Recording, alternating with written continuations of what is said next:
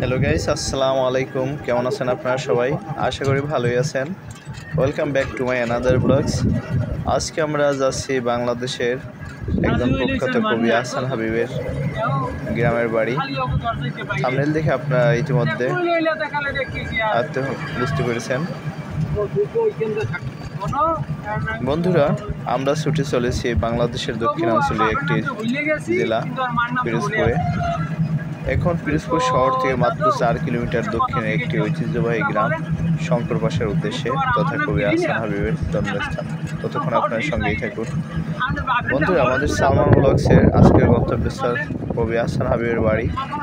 আমাদের এই চ্যানেলটিতে ভ্রমণ বিষয়ক তথ্যের পাশাপাশি বিশিষ্টজনের বাড়ি এবং তাদের কর্ম এবং দেশ বিদেশের সুন্দরতম স্থান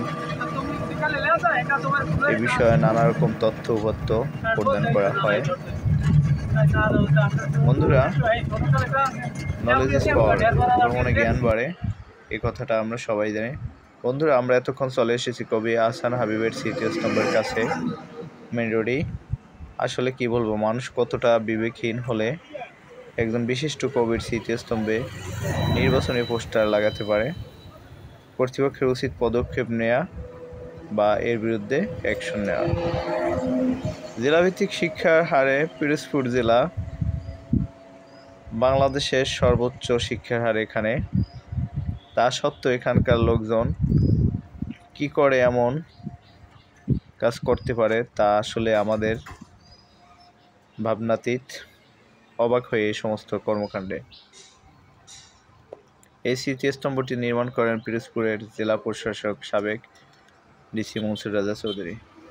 বন্ধুরা, এখন কবি আহসান হাবীবের গ্রামের বাড়ি একদম আঁকা বাঁকা মেঠো মাটির রাস্তা দিয়ে আমরা যাতায়াত শুরু করতেছি।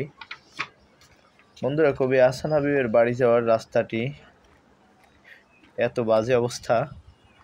বাংলাদেশের প্রত্যন্ত অঞ্চল সহ হাওর বাওর পাহাড়ি অঞ্চলেও কত সুন্দর সুন্দর রাস্তা আমরা দেখতে পাই, অথচ কবি আহসান হাবীবের বাড়ি যেতে হবে আপনাদেরকে এই রাস্তা দিয়ে। এ রাস্তা দিয়ে গাড়ি তো দূরের কথা, বাইক বা রিক্সা নিয়েও প্রবেশ করা কষ্টসাধ্য ব্যাপার। আসলে পিরোজপুরে বহু জ্ঞানী গুণী ব্যক্তির জন্মস্থান। এখানে রয়েছেন জাতীয় চলচ্চিত্র পুরস্কার প্রাপ্ত লিজেন্ডারি শিল্পী খালিদ হাসান মিলুর বাড়ি। এখানে রয়েছে বাংলাদেশের একজন নামি দামি ব্যক্তি, বিখ্যাত মুফাসসিরে কোরআন বিশ্বনন্দিত আল্লামা দেলোয়ার হোসেন সাঈদীর বাড়িও এই পিরোজপুর জেলায় অবস্থিত। আন্তর্জাতিক জাদুশিল্পী জুয়েলাইসের বাড়ি ওই পিরোজপুর জেলায়। পিরোজপুরে আসলে বহু জ্ঞানী গুণী ব্যক্তির জন্মস্থান রয়েছে এবং এই জেলাটির দৃশ্য অনেক সুন্দর। এখানকার মানুষের আচার ব্যবহারও ম্যাক্সিমাম মানুষের ভালো কতিপয় ব্যক্তি ছাড়া। তো আমরা পরবর্তী ব্লগটা বানাবো আল্লামা সাঈদীর বাড়ি এবং তার বাড়ি ঘর দরজা, তার গ্রামের দৃশ্য সব মিলিয়ে। আপনারা সেই দৃশ্য দেখতে আমাদের চ্যানেলটি সাবস্ক্রাইব করে রাখুন। বন্ধুরা, কবি আহসান হাবীব বাংলাদেশের একজন প্রথিতযশা কবি। তিনি 1917 সালের 2 জানুয়ারি পিরোজপুর জেলার শঙ্করপাশা গ্রামে জন্মগ্রহণ করেন। 5 ভাই এবং 4 বোনের মধ্যে তিনি সবার বড়। তার পিতার নাম হামিজউদ্দিন হাওলাদার এবং মায়ের নাম জমিলা খাতুন। কবি আহসান হাবীব ছিলেন একজন প্রখ্যাত কবি ও বাংলা সাহিত্যিক। তিনি দীর্ঘদিন দৈনিক বাংলা পত্রিকায় সাহিত্য সম্পাদকের দায়িত্ব পালন করেন। বাংলা সাহিত্য কবিতায় অবদানের জন্য বাংলাদেশ সরকার 1978 সালে দেশের দ্বিতীয় সর্বোচ্চ বেসামরিক সম্মাননা 21 পদক প্রদান করেন। তিনি ছিলেন 40 দশকের অন্যতম প্রধান আধুনিক কবি। তিনি 1994 সালে মরণোত্তর দেশের সর্বোচ্চ বেসামরিক সম্মাননা স্বাধীনতা পুরস্কারে ভূষিত হন। আহসান হাবীবের স্বদেশ কবিতা, দেশাত্মবোধক কবিতা, এই যে নদী নদীর জ্বর, নৌকা সারে সারে একলা বসে আপন মনে বসে নদীর ধারে, তারপরে ছোটদের কবিতা, রূপকথা, খেলাঘর পাতা আছে এখানে, স্বপ্নের ঝিকিমিকি আকাশ যেখানে, এখানে রাতের ছায়া ঘুমের নগর। তারপর ছোটদের একটি কবিতা, ইচ্ছা, মনার মনা কোথায় যাস, বিলের ধারে কাটবো ঘাস, ঘাস কি হবে বেচবো কাল, চিকন সুতার কিনবো জাল। তাছাড়া তার জোনাকিরা তারা একটি দুটি তিনটি করে এলো, তখন বৃষ্টি ভেজা শীতের হাওয়া বইছে এলোমেলো। বন্ধুরা, বলতে বলতে আমরা কবি আহসান হাবীবের বাড়ির সামনে চলে এসেছি। এই প্রথমে ইটের রাস্তা পার হয়ে, পরে আঁকা বাঁকা মাটির রাস্তা পার হয়ে তার বাড়ির সামনের পুকুর এবং একটি বিল্ডিং রয়েছে। দেখা যাক কবি আহসান হাবীবের বাড়ির এই বিল্ডিংটি বেশ কয়েক বছর আগে করা। এভাবে আমরা এখানে একটি ভাইয়ের সাথে এই পুকুরের পানিতে কবি আহসান হাবীব গোসল করেছেন, তারপরে কত তার পারিবারিক কাজ এই পুকুরের পানি থেকে করেছেন। পুকুরটি এখন শ্যাওলায় ভরে গেছে। তো দেখুন, একদম গ্রামীণ নির্মল একটা পরিবেশ। আঁকা বাঁকা মেঠো পথ এখনো রয়ে গেছে।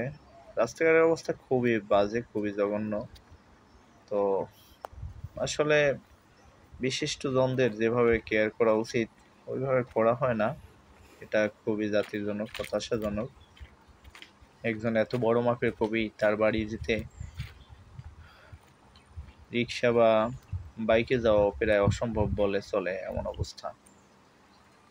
তো তার বাড়ির সামনে এই অল্পটুকু কিছু রাস্তা একটু ভালো আছে, 2 মিনিটের রাস্তা, তারপরে আবার এই আঁকা বাঁকা এই মেঠো পথ। হ্যাঁ, কবির এখানে আসলে কোনো ওইরকম স্মৃতি বিচরিত ওরকম তেমন কিছু নাই বললেই চলে। তো কবি মারা গেছেন 1985 সালে, সম্ভবত 10 জুলাই। হাসান, আপনার নাম হাসান তাই তো? তার সহধর্মিণীর হাসান নাম ভাই, এই বাড়িটা কার? সুফিয়া খাতুন। আমরা এক ভাইয়ের দেখা পেয়ে গেলাম, দেখি ভাই কবি হাসান হাবীব সম্পর্কে কি বলেন, তারই প্রতিবেশী, পাশের বাড়ি তার বাড়ি। জি। তাছাড়া আমরা কপালপুরা তৈরি রাস্তার জন্য এদিকে অনেকে অনেক কিছুই দিতে চায়। যেমন আমাদের এই স্কুলে একটা খাল আছে, জি, এই সামনে এই খালটা, এই হ্যাঁ। খালটা নিয়েও অনেক কবি বানাইছে। এবং ওই বেরি আছে এক দাদু, এই কাকু, এই কাকুর লইয়া অনেক ই হয়েছে। এই যে মনারে মনা কোথায় যাও, বিলের দ্বারে কাটতে গাছ, ওই মনার বাড়ির সা ওই এরকম অনেক অনেক কবিতা বানাইছে। কিন্তু যে আমাদের আবার ঘাস কাটতে যাইতো আগে ওই জায়গা, হেরা মানে কি যাইতো অনেকে, কিন্তু আমাদের মানে কপালপুরা তো, কিন্তু কেউ কিছু নাই, কোনো কিছু নাই। কিন্তু বাসায় আসলে কটা ওই বই টই দেয়, এই আমরা তাই করি। তাছাড়া তো বইগুলো দেয় কে? দেয় আমার দাদি আছে এক, মানে ওই হ্যার ছোট ভাইয়ের বউ। আচ্ছা, সে দেয়, আমরা সবসময় যাই। কিন্তু অনেকে আমাদের বাসায় অনেক মেহমান আসে, এসে বলে যে চলো যাই আসনাম বাসায় যাই, আইসে ওই তাদের নিয়ে ওই বই পুস্তকই পড়ানো ছাড়া আর কোনো উপায় নেই। কিন্তু বাড়িতে কোনো সাইনবোর্ড নাই, পথে ঘাটে কোথাও কোনো নাম নিশানা কিছু আমাদের নেই। একদম ওই মাথায় খালি একটা দেওয়া সাইনবোর্ড। আমি মেইন রোড থেকে এখান পর্যন্ত 4-5 জনকে জিজ্ঞাসা করতে করতে আসছি। সবাই এরকমই, মানে এই যে হাঁটিয়া একটু সামনে যায়, সামনে যায় দোকানে অনেক লোক পায়, এই লোকদের দ্বারা জিজ্ঞাসা কেউ পথগুলো সামনে এগিয়ে যায়, তাই? তাহলে ব্যক্তিগত উদ্যোগেও তো করতে পারতো, তাই না? না, তাদের অত এই পারিবারিক অবস্থা নাই। পারিবারিক অবস্থা থাকলে ইনশাল্লাহ মনে হয় করতো। আপনি কি করেন হাসান ভাই? আমার কিছুই করা হয় না, আমার বাসায় থাকা পড়ে। পড়াশোনা? পড়াশোনা বলতে এরকম কিছু না। তুমি আসো, এদিকে আসো। একা এদিকে আও।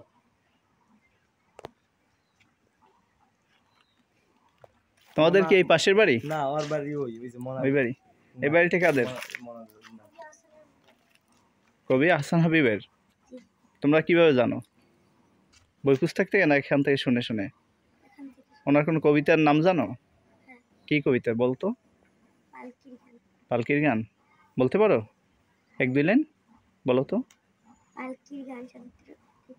পালকির গান কবি হাসান হাবীব। থাকবো না কো বদ্ধঘরে, দেখবো এবার জগৎ।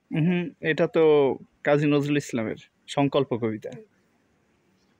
যাক, ভুলে গেছো। আপনার মনে আছে পালকির গান? আমার মানে অত কবিতা পড়া হয়। আপনি কোনটা জানেন? মনার মনা? আমার ওইটুকু জানা। ওইটুকু জানেন মানে না? ওইটা আইসি সবাই একদম জিগায় আমরা তো ওই কবিতাটা আমরা পড়ছি, মনার মনা কোথায় যাস, বিলের ধারে কাটবো গাড়ি, ঘাস কি হবে বেজঘাটে। মুখস্থ নাই। আমি আগে মানে ইউটিউব দিয়ে বাইক করে ওই রিপোর্টটা সেই মনা কি এই পাশেই ছিল, কোনো প্রতিবেশী, তাই তো? আমাদের বাসা ওই মিরাবাড়ি বলে সবাই চিনে। ও, আপনাদের পাশে মীরাবাড়ি। হ্যাঁ ওই সামনে ওই। আপনাদের এই গ্রামটার নাম কি? আমাদের গ্রামটার নাম নামাজপুর, সিমলাবনি। এটা নামাজপুরের মধ্যে পড়ছে, তাই? এটা ফুল নামাজপুর। বলেশ্বর নদী কোন সাইডে? হুম? বলেশ্বর নদী কোন সাইডে? বর্ষা নদী আমাদের ওই সামনে ওই মানে অনেক দূর যাইতে হয় এই রাস্তা দিয়ে। অনেক দূরে। মানে আমাদের এই গ্রাম সাইডে মানে সব ঘরে কি লোকজন নাই? আছে। আসসালামু আলাইকুম কাকা, আমি পর্যটক। আহসান হাবিব উনি কি হন আপনার? হ্যাঁ, বড় চাচা, আপন চাচা। ও, রাস্তা থেকে মেইন রোড থেকে অন্তত 8-10 জনকে জিজ্ঞাসা করতে করতে আসছি। বড় চাচা, আপনার নাম কি? আপনার নাম কি? আপনার নাম কি? আমার নাম রিয়াজুল কবির, ডাক নাম রিমন। রিমো। আপনার বড় চাচা। আপনার বাবার নাম? মোহাম্মদ গোলাম কবির। আর আহসান হাবিব উনি ভাই বোনদের মধ্যে কি বড় না ছোট, কিরকম? বড়, ভাই বোনদের মধ্যে বড়। সবার বড়। ও, কয় ভাই ছিল? 5 ভাই 4 বোন। 5 ভাই 4 বোন। আপনার বাবা কত নাম্বার ছিল? সবার ছোট। সবার ছোট। Thank you.